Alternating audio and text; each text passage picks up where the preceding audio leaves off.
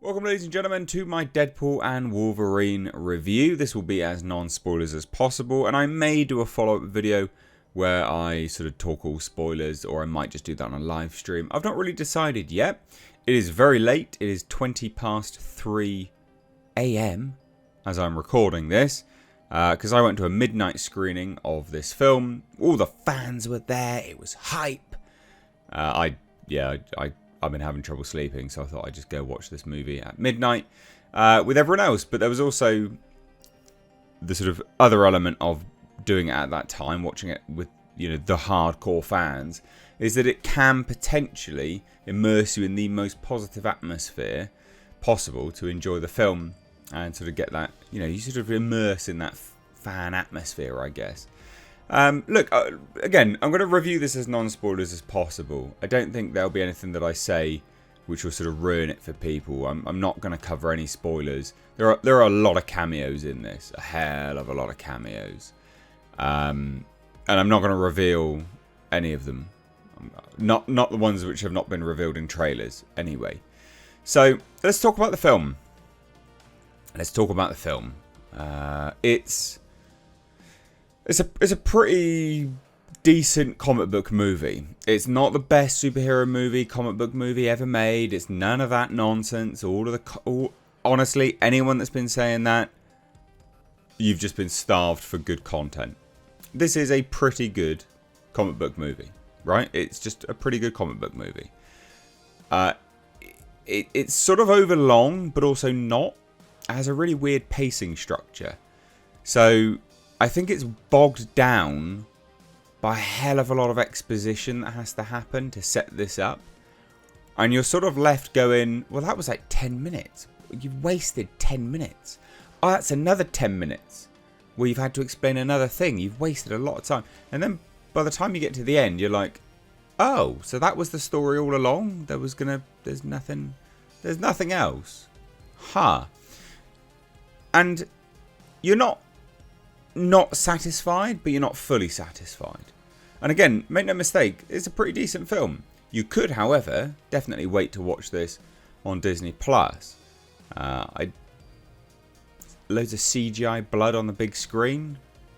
It's not something I'd rush out to go watch anyway. Worth the price of admission for me, though. It was only £5.99, so pretty dirt cheap at my local cinema. So it struggles with pacing, I think, and it struggles with a plot that forces itself to have quite a lot of exposition. And it also is pretty, you know, heavy on the nostalgia and cameo bait. And a lot of people are painting this out to be, well, you know, it's a farewell to the Fox universe.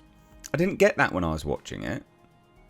I only got that in the closing credits when they showed loads of, and this isn't a spoiler, it was just in the credits. It's not an after credits scene, it's just in the credits, where they showed loads of footage of Hugh Jackman and the original X-Men and, you know, all these various Fox properties, the X-Men and, you know, Marvel properties that they had worked on over the years. That felt like a goodbye. Not the film, which, you know, was interesting, I think. So anyway, is this gory? Is this bloody? Yeah, hell yeah it is, yeah. Yeah, lots of CGI blood. I mean, it's just CGI blood galore. It's just everywhere. CGI this, CGI blood that, just splatters all over the show. Some of the action's very, very good, but some of it is overlong as well. Like, there are a lot of action sequences, but some of them play out for quite a long time, unnecessarily so. You get the point, and this is what I mean, like the pacing's it struggles with the pacing a little bit. You know, I want really good action, but when you're sort of going, okay, can we start to get to the plot now? Can we get to some of the plot? That's when you know it's gone a little bit too long. So what is the story? Well, we kind of seen it in the trailers. Basically, Deadpool, his world is his world is going to be exterminated. He has to go and grab a Wolverine because, you know, he has to grab a Wolverine to save his world, basically. And it's it is and it isn't explained how he has all of his friends back and where he is and things like this. It's kind of, I'd have to watch it again to see if they explained it in a way which makes sense. And you've got these things called anchor beings, basically. If an anchor being in your timeline dies, the whole timeline becomes extinct. Don't really understand that. That was a new thing that they introduced. An anchor being. Alright then. Anyway, so he has to go grab Wolverine, and then sort of a road trip ensues, but not really. It's not... Yeah. It's not as much of a road trip movie as you'd be led to believe it is. Anyway, there's a lot of cameos. Some are good, some are bad. Some are played up for laughs. There's a lot... Again, this is why I don't think this is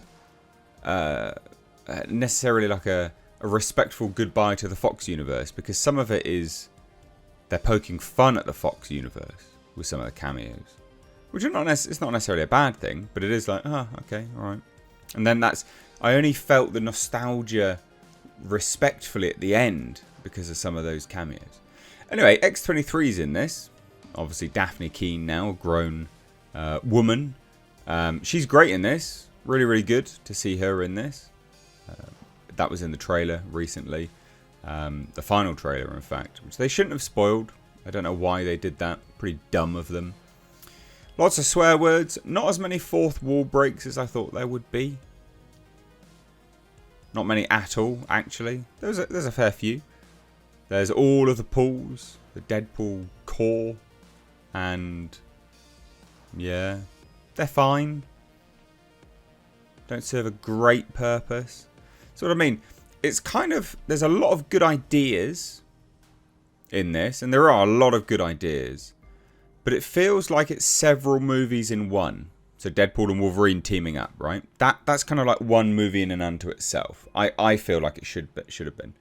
Bearing in mind, I said that this is a relatively good superhero film. Go out and watch it.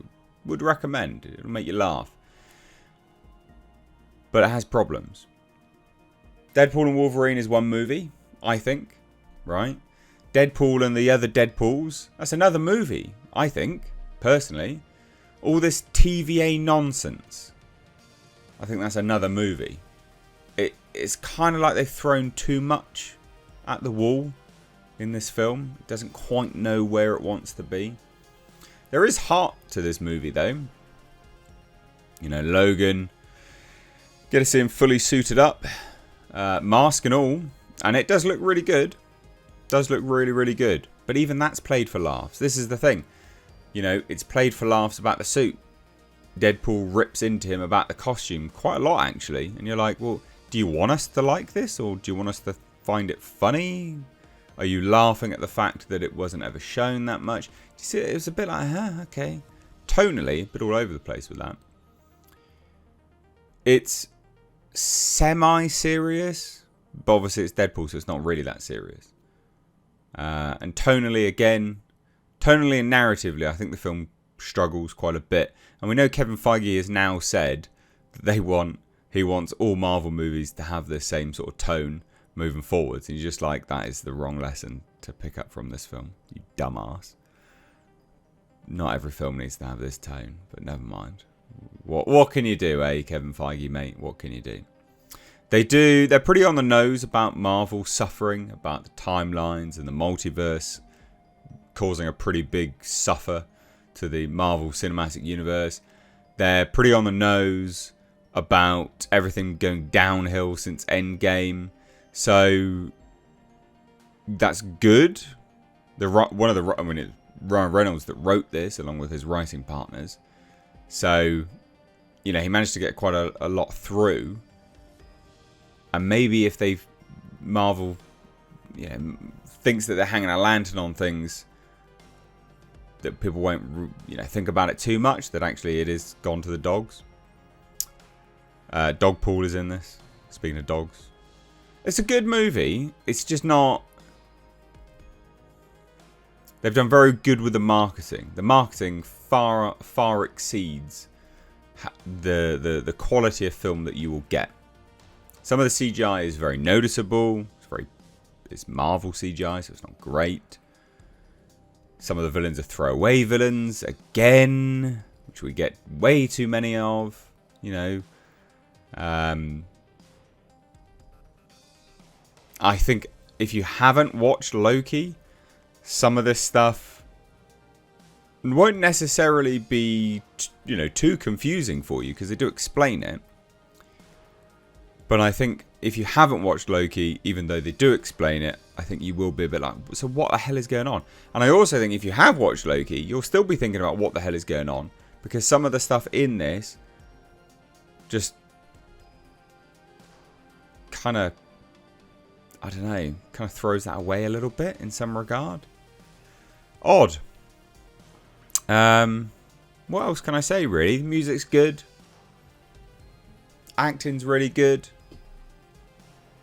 Hugh Jackman doesn't actually have a lot to say and do, though, in this. You got Hugh Jackman to come back and get absolutely shredded for this role. He doesn't have that much dialogue. Not nearly as much as I would have liked. I mean, it is a Deadpool movie.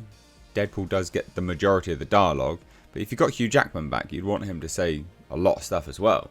He doesn't really say that much stuff. I mean, he does and he doesn't. A lot of their stuff is just played for jokes. And the fighting's good. Between the two of them, the fighting is good. They are two beings that can just constantly regenerate and heal themselves. And so it does make for some quite comedic-based fights. But again, some of it goes on for too long. Some of it does go on for too long. If they trim down some of those fights, because it is sort of just CGI nonsense blood anyway. If they trim down some of those fights, you could get more of a story in there. And it's not to say that, I didn't want any of the fighting. I think the fighting's great. I just feel like it went on for a little bit too long. Anyway, good movie. Not the best movie of the year. Not the best superhero movie ever made. Not the best comic book movie ever made. But a pretty good entry. And I think hopefully from here, Marvel would learn some lessons. I'm going to say they're not going to, by the way, though, because we've still got Thunderbolts coming out. The fuck wants that? And Captain America without Captain America. Who the hell wants that? So there you go. I think I've reviewed this in a way which will not reveal any spoilers. Don't go online. Twitter, everyone's just spoiled everything on Twitter. So don't go online, because you will just get spoiled. So there you go. There's my thoughts. Worth going to watch if your cinema theatre is cheap enough. If not, and you're like, yeah, I think some people will be disappointed by this. If I had to give it a rating out of 10, if 5 is, if 1 is utter dog shit, 5 is just normal. As a movie, it's a 6 or a 7, I guess. As a Marvel movie, yeah, solid 7.5. I think that's pretty fair. Definitely a better Marvel movie. One of the better Marvel movies. Anyway, there you go. There's my thoughts. I'm going to go crawl into my bed and go to sleep now. Leave thoughts down below if you've watched it, if you haven't, or if you're going to, blah, blah, blah, all that good stuff. Support me on Patreon, so I can keep staying awake till bloody 3:34 now. My God. Link down below. Take care. Bye-bye now.